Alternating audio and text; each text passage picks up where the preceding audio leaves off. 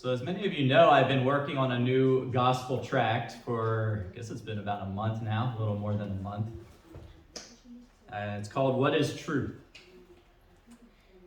And from day one of starting to work on it, things started going wrong. Regular things that I would do without any problems started becoming challenging. I started having issues with my bank. I started having issues with my landlord. Got sick for 2 weeks pretty soon after starting it. I had been sick for a whole year, and all of a sudden I was sick for 2 weeks. Just many little things that were happening day after day. It wasn't any one big thing that was life-threatening or life-changing, but these bunch of little problems, they add up to feel like a big problem. It's kind of like the Chinese drip torture where they drip just little bits of water over and over again until it drives you crazy. But all these problems that started happening seemed like exactly as I started to work on this tract. I don't think it was a coincidence. And because it's not the first time I've experienced this. I've been a believer in Yeshua for 14 years. And I've learned something in those 14 years. And that is every time you get serious, every time you increase your efforts to spread the gospel, the enemy simultaneously will increase his efforts to stop you. The enemy is perfectly happy when you're just going about your life, when everything's comfortable, when you're not doing much with the gospel. And honestly, if you're going through life without any problems, you're probably doing it wrong. Because as soon as you get serious about preaching the truth to other people, that's when the enemy goes to work attacking you. Because the enemy hates the truth. He hates it. He doesn't want other people to know it. He likes to have that control on people. He doesn't want people to break free of his control by knowing the truth of the gospel. That is the tactic of Satan. But as we continue in Luke and look at Luke chapter 20, we see the same hatred and opposition to the truth. But we don't see Satan here. Who do we see? We see the Jewish religious leaders of that day.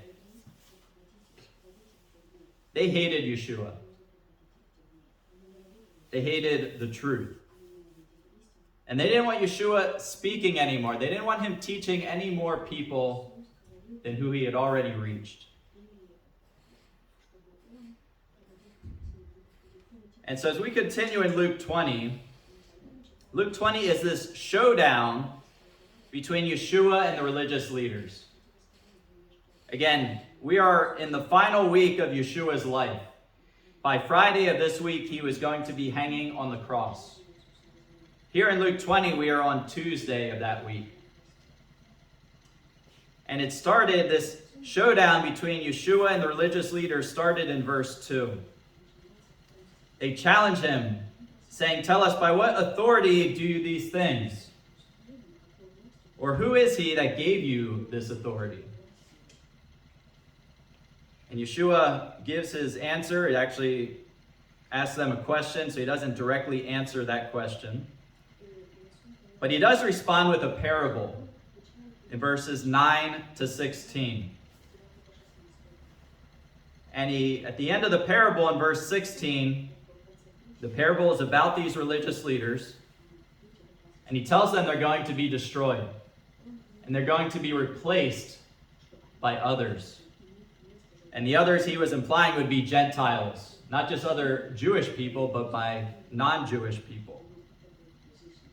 And this obviously angered the people, angered the religious leaders, and they wanted to get rid of Yeshua. So we get to today's text, starting in verse 19. They just heard this parable. Yeshua said, you're going to be destroyed and replaced. So it says, and the chief priests and the scribes the same hour sought to lay hands on him. And they feared the people, for they perceived that he had spoken this parable against them. And they watched him and sent forth spies which should feign themselves just men, that they might take hold of his words, that so they might deliver him unto the power and authority of the governor. And they asked him, saying, Master, we know that you say and teach rightly, neither accept you the person of any, but teach the way of God truly. Is it lawful for us to give tribute unto Caesar or no? But he perceived their craftiness and said unto them, why tempt you me? Show me a penny, show me a denarius. Whose image and superscription has it? They answered and said, Caesar's. And he said unto them, render therefore unto Caesar the things which be Caesar's, and unto God the things which be God's. And they could not take hold of his words before the people, and they marveled at his answer and held their peace. So again, we're approaching the crucifixion on Friday of this same week, the events that happen here in Luke 20. And this crucifixion, again, this attack on truth, the crucifixion is the epitome of hatred and opposition to the truth. Because in the crucifixion, we see Yeshua, truth himself, hanging on the cross. But before Yeshua was crucified, he stood before Pontius Pilate, and what did he say?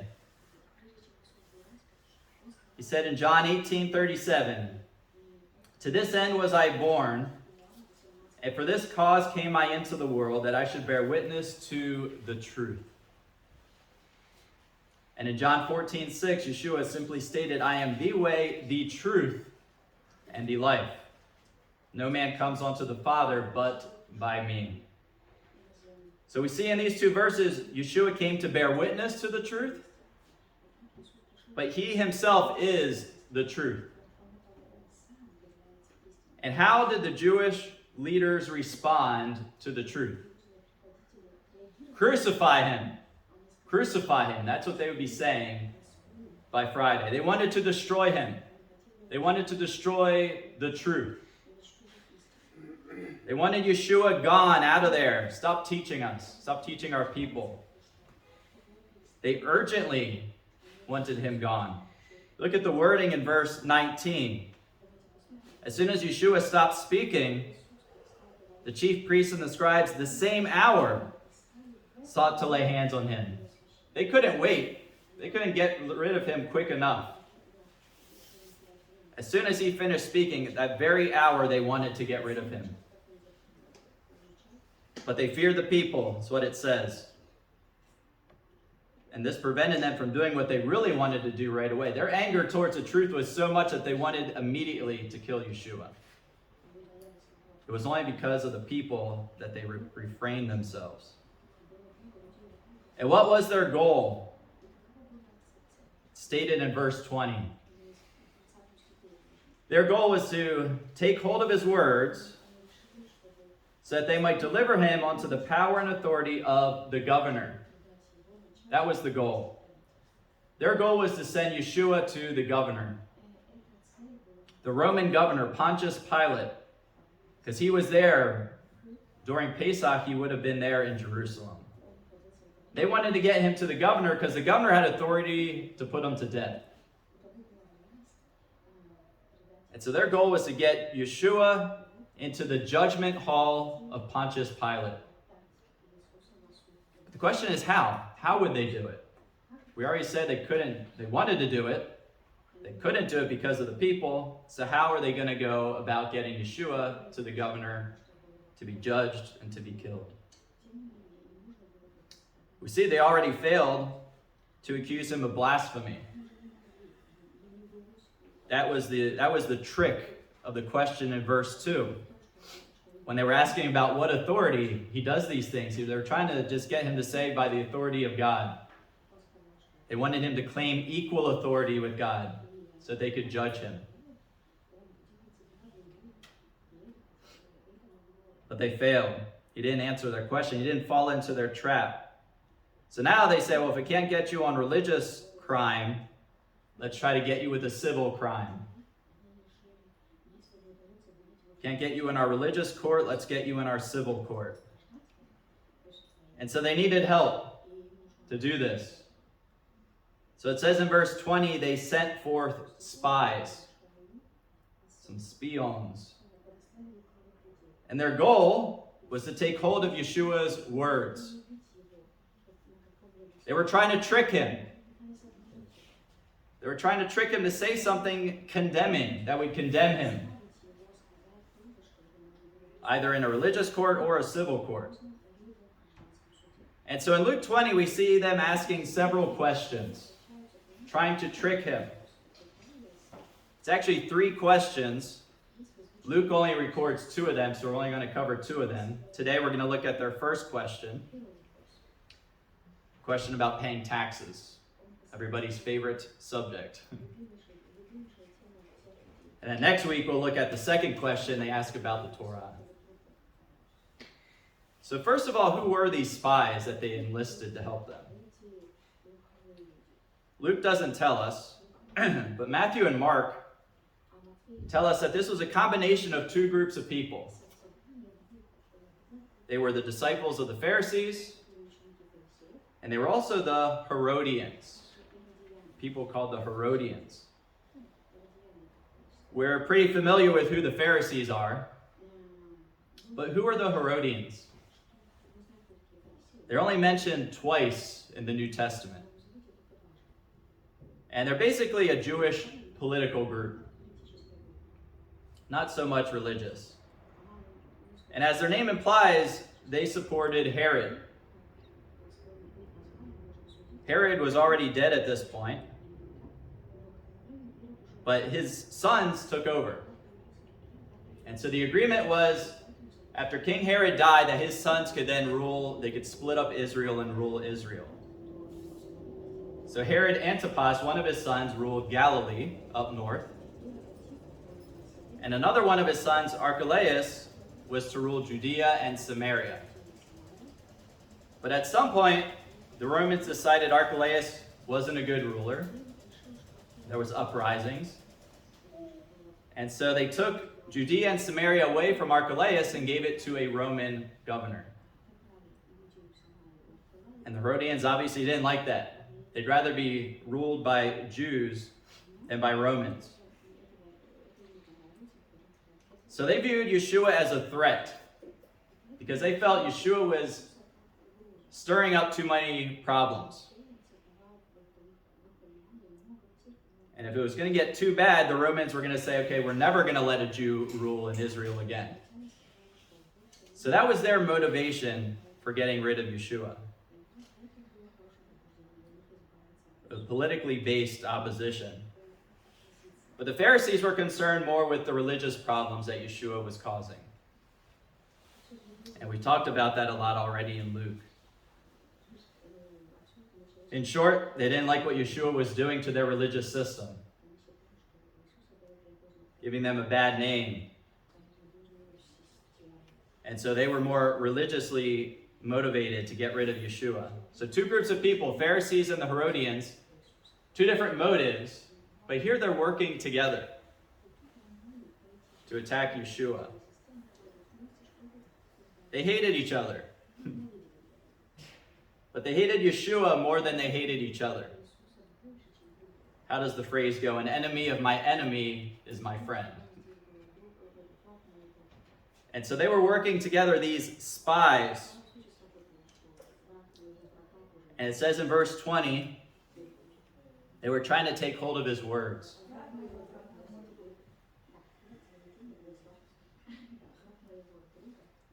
means they were trying to find something that he said to find him guilty. Again, these religious leaders had an intense desire to get rid of Yeshua. A strong hatred against the truth that he was preaching and represented. But they had a hard time actually finding him guilty of anything.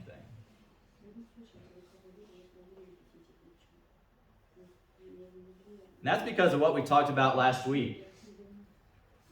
We talked about Purim. Talked about the sovereignty of God. That God is supreme, and he is supreme in purpose. Meaning he accomplishes all that he purposes to do. So they weren't going to send Yeshua to the cross any sooner than when God wanted him to go to the cross. And in a sense, these religious leaders never succeeded. Yes, Yeshua died on the cross, but it was not because of their efforts. In the end, why did Yeshua die on the cross? It wasn't because of their purposes, but because Yeshua, because of God the Father, purposed him to go to the cross. Turn to John 10. Hold your place here. Go to John chapter 10.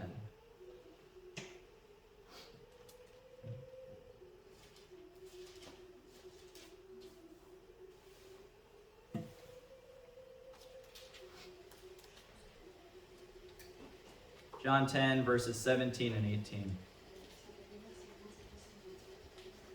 Therefore does my Father love me, because I lay down my life that I might take it again.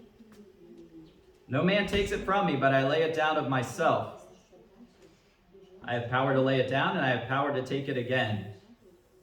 This commandment have I received of my Father. It wasn't the Jews that sent Yeshua to be crucified.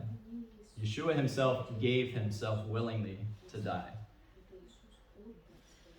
Also, religious leaders never succeeded because even if they were responsible for his crucifixion, which they weren't, Yeshua didn't stay dead.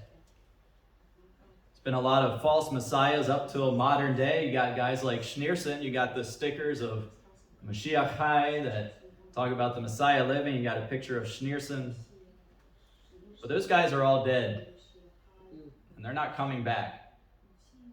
But Yeshua rose from the dead, and scriptures tell us he's sitting now at the right hand of the Father. Again, these religious leaders hated Yeshua. They hated the truth, Betsam. But they never succeeded themselves to get rid of him. Because number one, Yeshua still lives. And he is still truth. So we go back to Luke 20.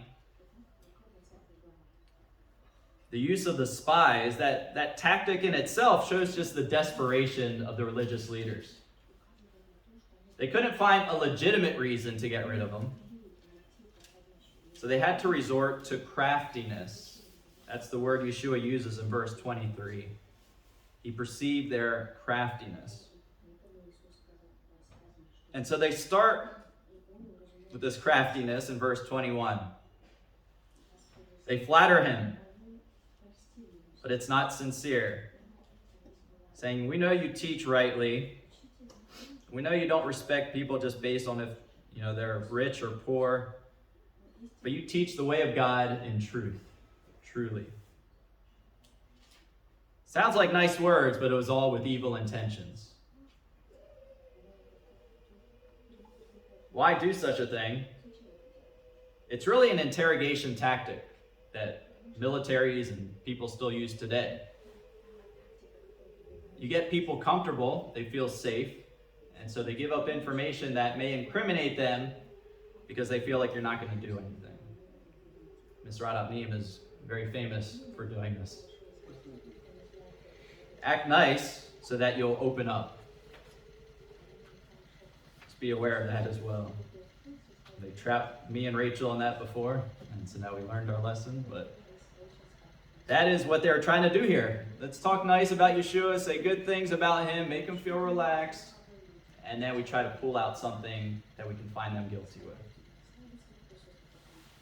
And even though it was insincere words, they said the truth. Especially that last statement. You teach the way of God truly. In truth. He does teach the way of God in truth. But their logic is, okay, you teach the way of God truly, now answer this question. And the question is in verse 22. Is it lawful for us to give tribute unto Caesar or no? You teach the way of God truly, you teach the truth. So what do you think? Should we pay taxes to Caesar? Question of taxation. Jews, just like everybody else, hated paying taxes. We've talked about this before in Luke, but taxes were a sore subject. Most Jews didn't want to pay tax to Rome, but if they didn't pay it, they were going to be penalized harshly. And there was two main objections to paying taxes by the Jewish people to Rome. One was political and one was theological. From a political perspective, the Jews felt oppressed by the Romans.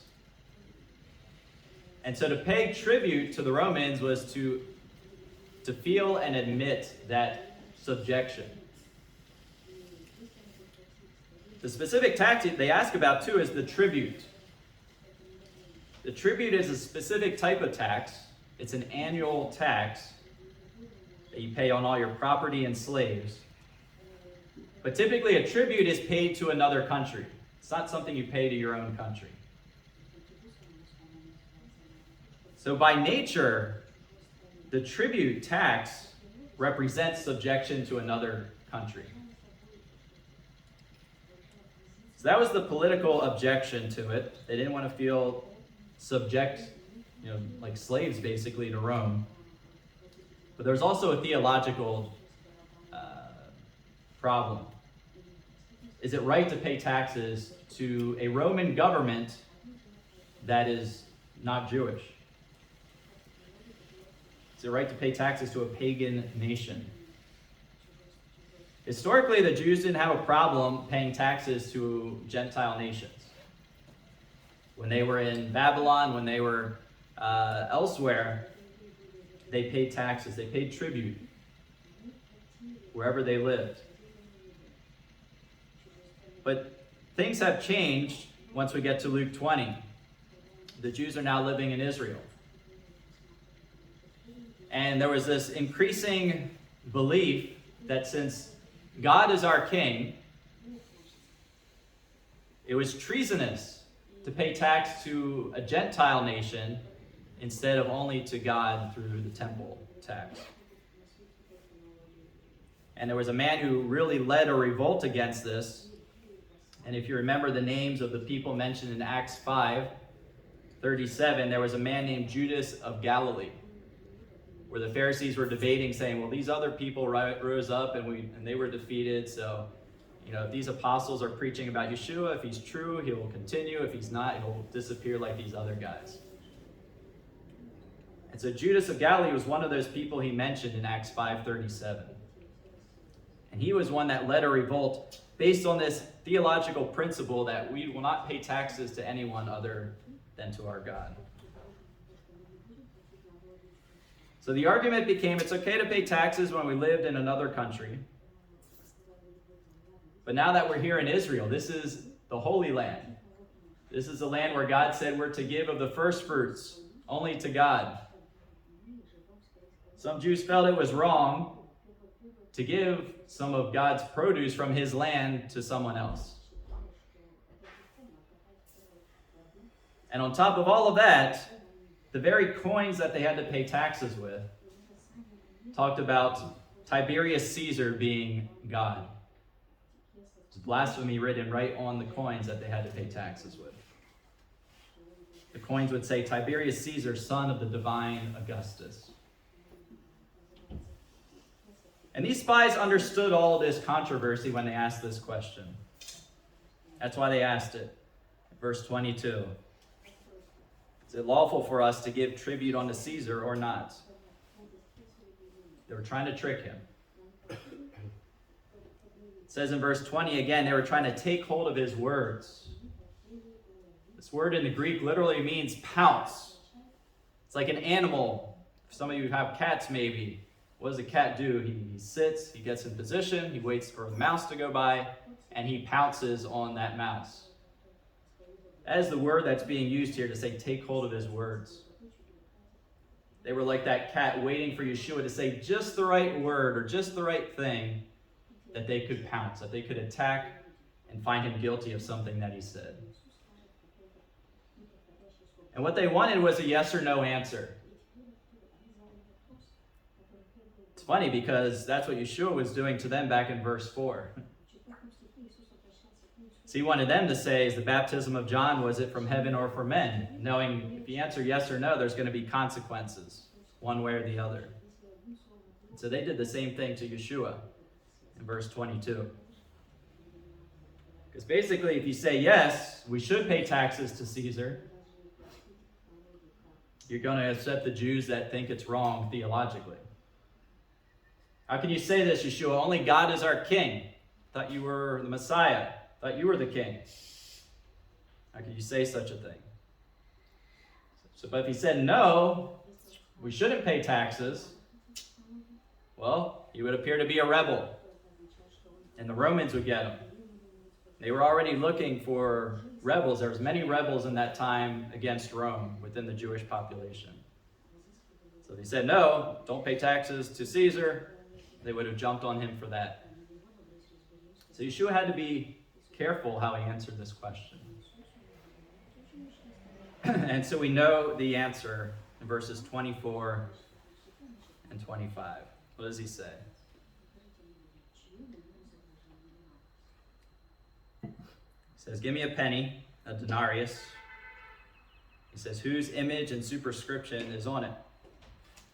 And they said, Caesar's. And so what's the verse? And we all know this. Render therefore unto Caesar the things which be Caesar's, and unto God the things which be God's. So he answered a question, and maybe we get into politics here, maybe not. But we need to remember that Yeshua didn't come to solve political problems. What did he come to do? What did we already say? He came to bear witness of the truth. And so even if he answers a political question, he's always going to take it to a higher plane of truth, spiritual truth.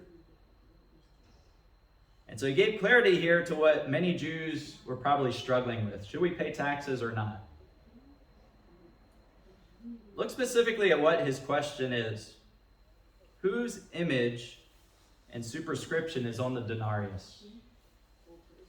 There should be a key word there that triggers our mind to something. So the first chapter of Genesis. The word is image. Turn to Genesis 1:26. Genesis 1, verse 26. 1:26. The creation.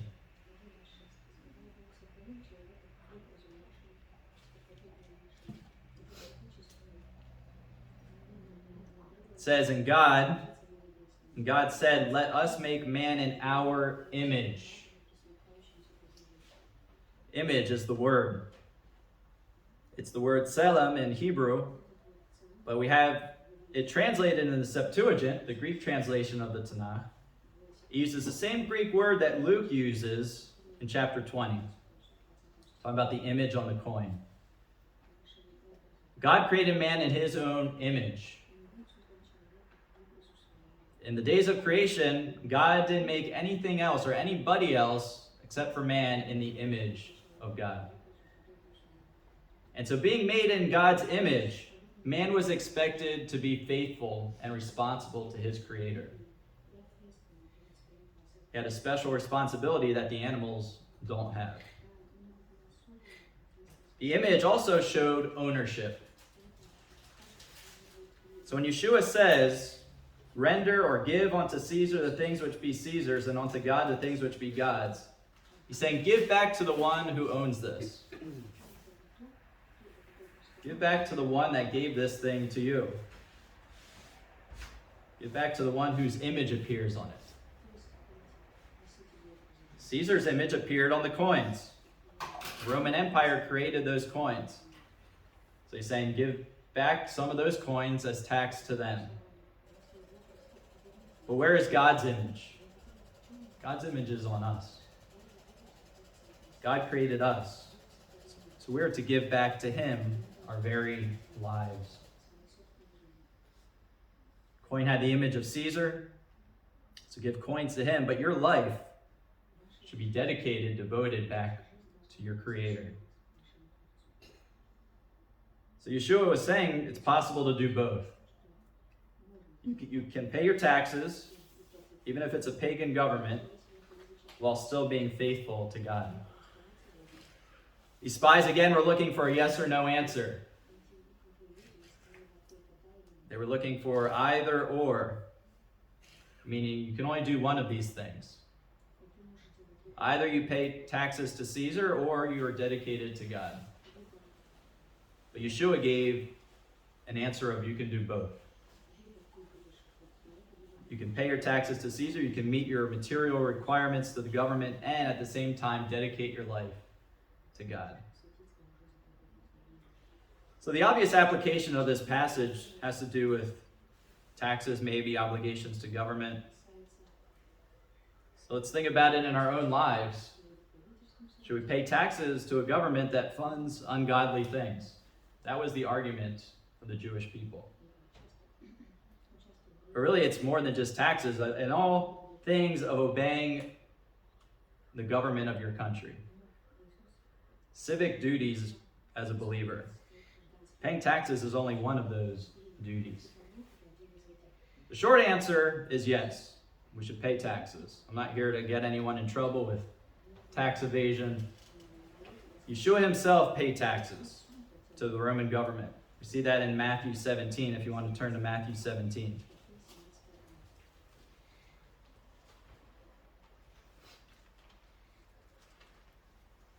Matthew 17, verses 24 to 27.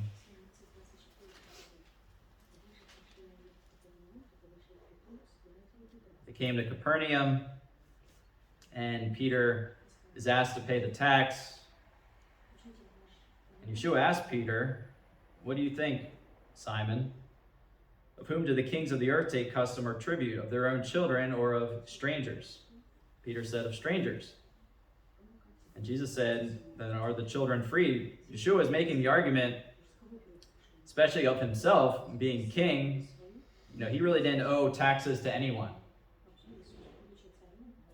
But his answer is verse 27. It says, "Notwithstanding, regardless of what may be right or wrong, lest we should offend them, go to the sea, cast a hook, take up the fish, and bring up the fish with the coin in his mouth, and give it and pay the tax."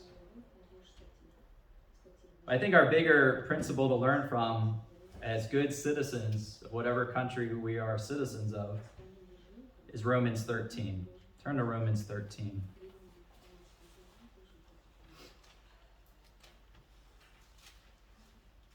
Romans 13 gives us clear guidance of how we should behave towards government.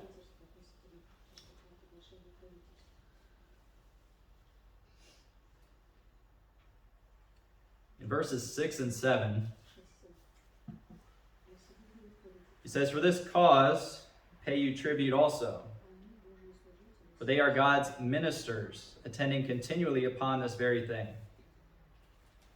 Render therefore to all their dues, tribute to whom tribute is due, custom to whom custom, fear to whom fear, honor to whom honor." Saying pay taxes, obey the government, because essentially God has put them there, whether we like it or not. That's what he says in verse 1.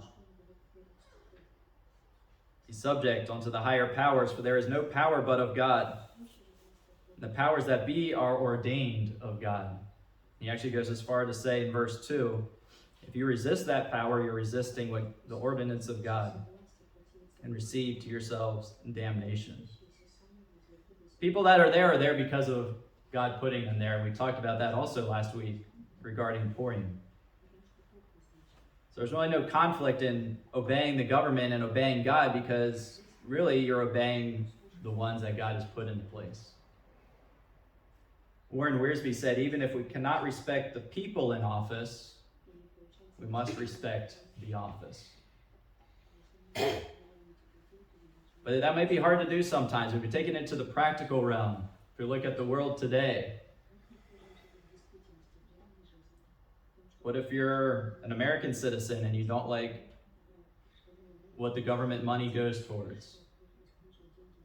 What if you're a Russian citizen paying taxes right now and you don't agree with the Russian government?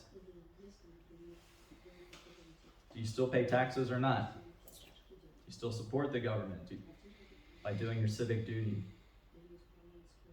That was the reason Jews didn't pay taxes, because they thought it was terrible what their government was doing. They were paying taxes for. Yeshua still says to respect the office, and he agreed to pay taxes to them. But what is the overriding rule when we think about all these things? The overriding rule is obey the government to the extent that it doesn't violate God's law. Obey man's law to the extent it doesn't violate God's law. Because remember, God is still supreme, and he has the priority. And that priority is expressed in Peter's words in Acts 5:29. Acts 5:29. Where he said, we ought to obey God rather than men. He wasn't saying that we should disobey the government just because we don't like it, just because we don't agree with it. But he's saying if there's no conflict, just like Yeshua said, you can pay taxes and you can obey God, you can give yourself to God.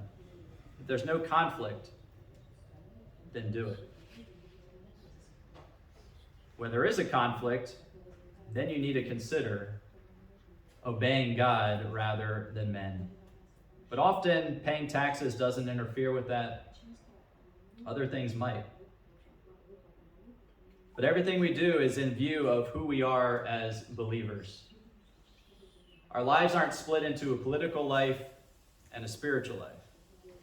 Everything is together. We do everything in light of our faith. And for that we see 1 Corinthians 10:31. Whether you eat or drink or whatsoever you do, that includes everything, including paying taxes. Do all to the glory of God. You can do it all to the glory of God. So again, going back to Luke 20, let's close it out here. We are to be like Yeshua, teaching the truth. But understand, when you commit yourself to sharing the truth, there will be opposition. The enemy, you should expect the enemy to attack you. But you can also expect something else.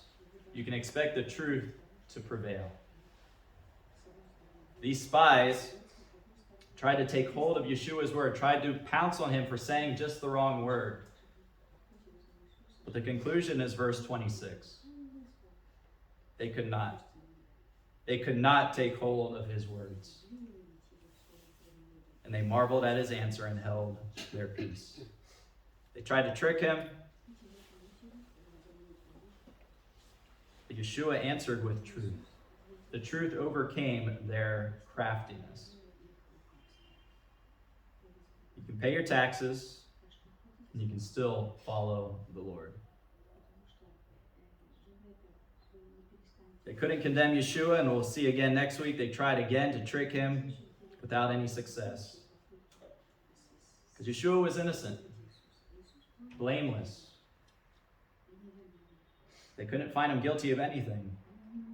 Yet ultimately, that Friday, he would be giving himself on the cross as a condemned man. Not because of any crime of his own, not because of any sin of his own, but because of the sin of the entire world. And that's what we need to focus on. That yes, Yeshua was crucified, but not because these religious leaders wanted to kill him, but because he willingly gave his life a sacrifice for us, sinners, condemned to death in our sin, not being able to stand before a holy God, but that Yeshua died on the cross in our place. All he asks is for faith in him to be exonerated, cleared of that guilt, and to live with him forever. That is the truth. That is the gospel truth that we are to stand for, that we are to preach, knowing we'll be attacked for it, but to endure, knowing that our success will be just like Yeshua's, where ultimately they cannot take hold of our words. The truth will stand. Let's pray.